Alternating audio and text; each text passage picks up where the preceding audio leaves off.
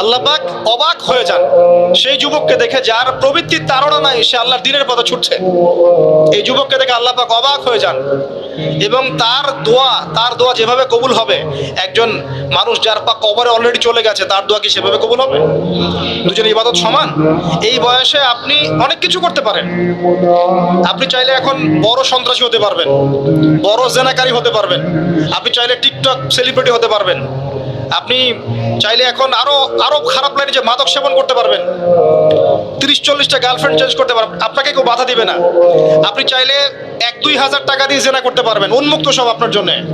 Even এখন আপনি চাইলে মদও খেতে পারবেন, লাইসেন্স দেওয়া আছে, আপনি করতে পারবেন। এই সময়টা আল্লাহ পাক দেখতে চান আপনি কি করেন। এই সময়টা আপনি আল্লাহর দিকে ফিরে আসেন, আপনি কোরআনের দিকে ফিরে আসেন, সুন্নত অনুযায়ী জীবনযাপন করেন। আপনার জন্য অপেক্ষা করছে জান্নাত। কি চান আপনি সিদ্ধান্ত নেন।